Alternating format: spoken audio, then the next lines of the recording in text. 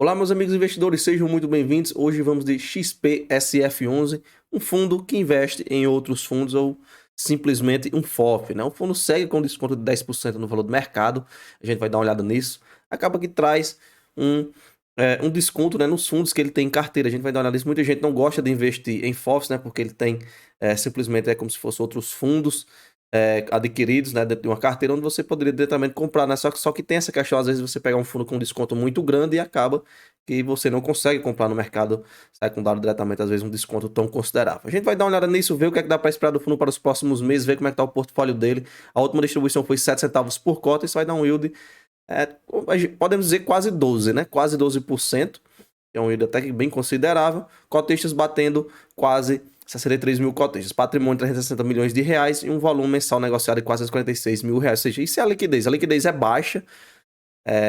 1 milhão é aquele número que a gente tem como valor, digamos que bom, né? Ele está abaixo disso. Aqui é a questão do desconto, né? O P sobre VP, inclusive esse desconto aqui está maior, porque ele caiu mais. A gente pegar o valor nesse momento. Aqui é o RVBI, eu vou já mostrar para vocês, isso aqui ainda vai fazer um comparativo. RVBI, o CAFOF também, comparativo de taxas, já já a gente vai olhar isso. Vamos aqui ao XPCF, tá aqui ele então. O XPCF está 7,52, patrimonial 83, então temos desastre de 0,90, né? Atualizando esse número que a gente tem no último portfólio do XPSF. Temos aqui o valor patrimonial, a gente já viu no mercado já atualizado. O que eu queria comparar com o RVBI é essa questão das taxas, né? E com o CAFOF também, o ITIT. A taxa de administração do XPSF está 1%, um valor mínimo de 25 mil reais. E taxa de performance 20% sobre o IFIX, né? A gente comparando com o RVBI e com o CAFOF, né? Que é o da Kinea, o CAFOF e o RVBI, o da VBI, a gente pode dizer que o XPSF está cobrando mais caro. Se você abrir os relatórios do CAFOF e do XPCI, em ambas as situações vai dar uma taxa de administração de 0,92, ok? Tanto para o CAFOF como para o RVBI. E de taxa de performance também 20% do que exceder a rentabilidade do iFix, ou IFIX, melhor dizendo. Ou seja, taxa de performance nos três, a gente pode dizer que está empatada. Já na questão de taxa de administração, a do XPSF está um pouco mais cara, né? Está 0,08 mais cara, beleza? Apenas a critério de comparação. Muita gente, obviamente, às vezes não vai nessa questão de taxa, né? Mas até porque você pode pegar um fundo, ele está entregando um absurdo de rendimento, estando com a taxa extremamente alta para você, o que vai realmente impactar a questão da distribuição que ele está fazendo. Se ele está tendo muita distribuição, então é até admissível, né, que a taxa de administração também seja alta, né? Até porque é como se fosse uma bonificação para quem está trabalhando, beleza? Às vezes o que não pode é você ter a taxa de administração alta, que está tão alta que está corroendo o resultado do investidor a ponto dele não ser rentável para aquele certa rentabilidade, né? Isso aí vai de cada um. Então, essa questão da taxa, para você, se você vê a questão da rentabilidade, beleza, né? Quem somos nós para dizer que não é? Vamos aqui nos comentários iniciais, ele vai falar um pouco sobre o cenário internacional, no cenário brasileiro, vai falar sobre a questão da inflação, questão que o Copom manteve a taxa de juros congeladas, inclusive essa taxa de juros, a expectativa hoje é dela subir na próxima reunião do Copom. Vamos acompanhar, ver se isso, inclusive a gente está vendo um movimento muito forte nos FIAGROS, né? Os FIAGROS principalmente porque tem uma alta concentração da CDI, então muita gente já aponta essa subida que a gente está vendo nos FIAGROS nas últimas semanas devido a essa questão da taxa de juros subindo, então automaticamente fundos atrás da CDI, como são grande parte dos FIAGROS, né, ou praticamente todos são os principais indexadores, o CDI, tem um movimento, né, apontar para os próximos meses, né, um rendimento um pouco mais alto. Quando for pegar esses indexadores, se subir, né, subindo o CDI, obviamente tende a ter um aumento na distribuição desses fundos. Aqui ele vai falar sobre aquele murmurinho que saiu nos meses passados, né, a respeito da tributação dos fundos imobiliários, não chegou a acontecer, muitas cotas caíram, vem tentando se recuperar, assim como também a dos FIAGROS também se englobam nisso.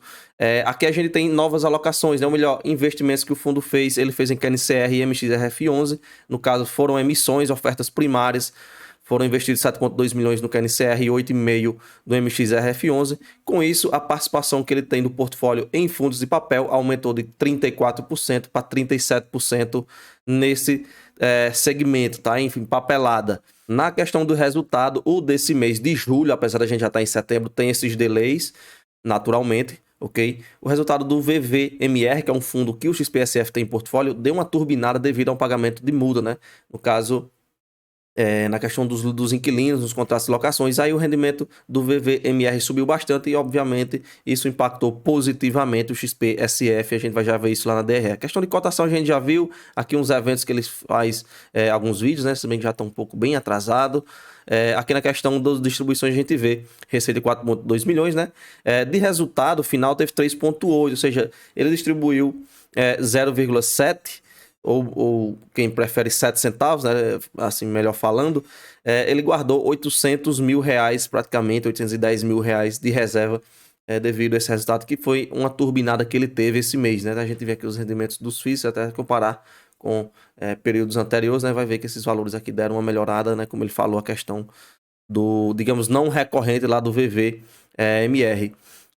No restante, segue dentro do padrão, né? Esse mês que ele conseguiu fazer uma reserva bem interessante, 1,8 centavos de reserva só nesse mês, ok? E para os próximos meses, né? Eu vou deixar o palpite, a gente sempre deixa o palpite aqui, que ele mantenha, né? Continue entregando valores próximos a esses 7 centavos por cota, beleza? Pelo menos esse mês foi bem tranquilo e esse resultado, essa reserva, né? Pode vir ajudar aí para os próximos meses, até porque tem a expectativa de vários fundos, né, nesse mês agora, nesse fechamento de 31, vários fundos caírem, questão da distribuição devido à inflação de junho, julho, né, de ser mais baixa, tá? Então tem aquele delay dos 2 meses, deve impactar em vários fundos nesse fechamento, nessa distribuição, ok? É possível que aconteça isso, e aí na carteira dele, quando for impactar essa distribuição, ele pode vir a usar essas reservas para suprir a necessidade desse mês, devido a essa baixa inflação. Foi zero, não é tão baixa, mas foi 0,21 de inflação, né? Isso vai impactar muitos fundos imobiliários atrelados a IPCA, ok? Então, ninguém vai ser pego de surpresa, beleza? Aqui a questão do rendimento, resultado, distribuição, beleza? Vamos avançar isso aqui. Aqui ele vai falar sobre a relação do fundo, o valor de mercado com o valor patrimonial. Ele vai citar, né? Característica do FOF que o valor patrimonial do fundo seja o valor de mercado das cotas que ele tem dentro do portfólio, né? Ou seja, as cotas de alguns fundos vão caindo e aí vai juntando tudo e chega ali ao valor patrimonial de um FOF. Ou seja, se você está comprando um FOF a um valor de mercado que está abaixo do valor patrimonial, então é como se você estivesse pegando aquelas cotas de mercado daqueles fundos e jogando esse desconto em cima, né? Atualmente, por exemplo, o fundo está com 10% de desagem, é como se tivesse esses fundos com 10%, né, pegando a cota do mercado 10% em cima, que é o preço de mercado que eles estão, que ele está hoje, né, o XPSF. E aí vai de cada um, né? Muita gente não investe, né? Eu também não sou muito assim da questão do FOF, a não ser que esteja bem descontado, tá? Inclusive, hoje a gente até tem alguns fundos que estão descontados. A gente pode até citar a questão do RVBI, né? Tá com um desconto também considerável, né? R$ 74, já tá no desconto 10%, mas tem que avaliar bem essa questão do preço, né? Para ver se você vale a pena ou não. Até porque é como se, meio grosseiramente, que você poderia ir lá e comprar essas cotas, né? O que pode dizer se vai valer a pena ou não, é se essas cotas estiverem realmente bem descontadas e faz esse retorno valer a pena. Aqui a gente vê questão de comparativo, né? Valor patrimonial, fazendo as recuperações, como é que ficaria esse valor, por isso que a gente vê isso aqui mais 10, mais 12, ok? Aqui à frente a gente tem a questão de liquidez. Ele vai falar que a liquidez diária foi de quase R$ 1 milhão, a gente já viu aquela média lá em cima que ele tem, menos de meio milhão, então a liquidez já é baixa. Questão de cota patrimonial, volume negociado, né? Teve alguns picos, beleza? Se bem que teve alguns picos aqui, mas já faz um bom tempo também, os maiores. Aqui, alguns números da carteira, né? 90% da carteira dele são FIIs, tem CRIs, como a gente viu, 1,1%. O caixa atualmente é 1%. Aqui a questão dos investimentos que ele faz, 66% são ofertas primárias, né? O fundo está fazendo a emissão, a captação ali, ele participa. Tem que estar de olho nisso, porque se a gente for pegar os fundos atualmente que estão com valor abaixo do IPO, né? Tem muito fundo aí, dá até medo de entrar em fundo no IPO, né? Que a gente, grande parte dos fundos você vê, o valor, pega o gráfico de cotação, começou no valor lá em cima e atualmente está lá embaixo. Claro, tem muita coisa que vai impactar isso, questão do cenário macroeconômico, questão taxa de juros, né? Muita gente acaba saindo da renda variável, né? Dos fundos imobiliários para ir para a renda fixa, já que está dando um retorno bem considerável, porque a renda variável, obviamente, tem seus riscos.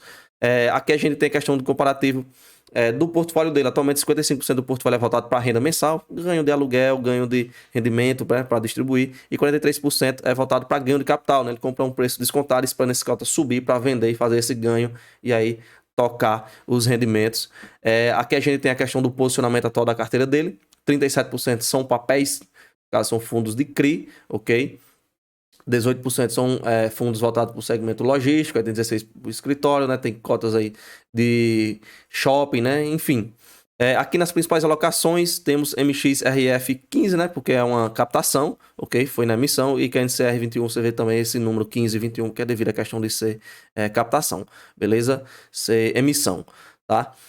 Os principais, né? Também teve cotas normal do VISC11, né? O BTCI11 e o PV são cotas já que já estão rodando isso aqui. Então, mercado secundário, isso aqui a gente pode dizer mercado primário. Também teve vendas, mas aí valores bem tímidos, né? Comparado com os valores de novas aquisições. E aqui a gente tem um resumo do portfólio dele. Poderia ter bem mais informações, questão de preço de cota adquirido, questão do percentual que cada um está dentro da carteira, né? Normalmente os relatórios da XP são bem simplistas, né? São bem resumidos, né? Poderia explorar um pouco mais essa carteira, esse portfólio, né? Até para ficar um pouco mais interessante, né? A gente tem aqui outros 16%, nem sabe o que é isso aqui, beleza? Poderia ter isso aqui, não custava nada, né? Às vezes aquela questão da taxa, tá aqui, a taxa de administração que é paga, que espera-se um pouco mais, né? 1% com valor mínimo de 25 mil reais, se tá caro ou se tá barato demais, né? A gestão não consegue fazer um negócio aqui mais bem visto, né? Para você ver um fundo e ver o portfólio do fundo só com isso aqui, né? Mas enfim, vamos ao que a gente tem. CPTS 6% são as maiores posições, CPTS TGAR, aí tem MCCI, aí o restante dos fundos aqui a gente não tem aqui o detalhamento, né? Porque aqui a gente já entra na carteira de CRIs dele, só tem um CRI atualmente, CDI mais 2,6. Aqui a gente vai falar um pouco dessa operação, nessa Helbo 2, vai falar um pouco de detalhes sobre, se quiser pausar o vídeo e ver, tá? Vamos avançar. Aqui a gente tem um pouco da análise que ele faz para avaliar essas operações para entrar no portfólio, não, né? Vamos dar só uma olhada bem rápida, né? Quanto aos fundos de crise, ele fala sobre a possibilidade da questão da Selic que eu falei, né? Tem um aperto monetário novamente, né? Da subida nessa Selic, ele entende que os FIIs de crise seguem sendo um segmento que tende a ter uma performance relativamente melhor. Só que tem que ter cuidado o seguinte, taxa Selic subindo, renda fixa começa a distribuir mais, né? E muita gente acaba correndo da renda variável para ir para a renda fixa. Okay? Então é bom estar de olho nisso. Pode ser que a gente veja um cenário, talvez aí nos próximos meses, né? Até nas próximas semanas, taxa Selic subindo e cota de fundo caindo com força devido a essa migração, essa vazada da galera saindo da renda variável para a renda fixa, né? Claro, ele não falou aqui, ele falou só a parte positiva, beleza? Aqui na questão do galpão lojista, ele vai falar São Paulo, né? São Paulo é uma região bem que vem contribuindo forte, né? Questão não só de galpão logístico, mas questão também de escritório, fundo de shopping, enfim. Fala também sobre a questão do nível de incerteza, né, a respeito da economia. E ele acredita que os FIIs com portfólio mais qualificado, nada que não seja óbvio, ele vai falar aqui, obviamente, portfólio mais qualificado, galpão mais bem localizado, tende a ser melhor, né? Então, na questão dos fundos de escritório, ele vai falar novamente a questão da Selic, né? E pode trazer um cenário com maior cautela na tomada de decisão nesse segmento, ok? Os fundos de shopping continuam a enxergar a possibilidade positiva nos resultados dos FIIs no segmento nos próximos meses, né? Inclusive, o período de férias vem chegando aí, quem sabe lá. Quem sabe não, né? A gente já espera ali em janeiro e dezembro, né? Trazer no relatório ali um up nas distribuições, um up, onde muitos fundos de shopping acabam fazendo reserva naquele momento e passam o resto do primeiro semestre entregando rendimentos a um nível mais alto usando essas reservas, né? O de shopping depende muito dessa questão das visitas, ok? Dos turistas e tal, do movimento da galera de férias indo ao shopping gastando dinheiro, e isso dá aquela elevada até porque está diretamente vinculado à receita das lojas, ok? Se inscreve no canal, deixa o like no vídeo, link do grupo do Telegram vai estar na descrição, clica lá e participa lá conosco, beleza? Isso foi tudo que a gente tinha para ver, comenta aí o que é que você acha desse FOF, se você investe ou não em FOFs, deixa qualquer aí que seja sua opinião, beleza? Você vai estar ajudando no crescimento do canal. E vou nessa, valeu!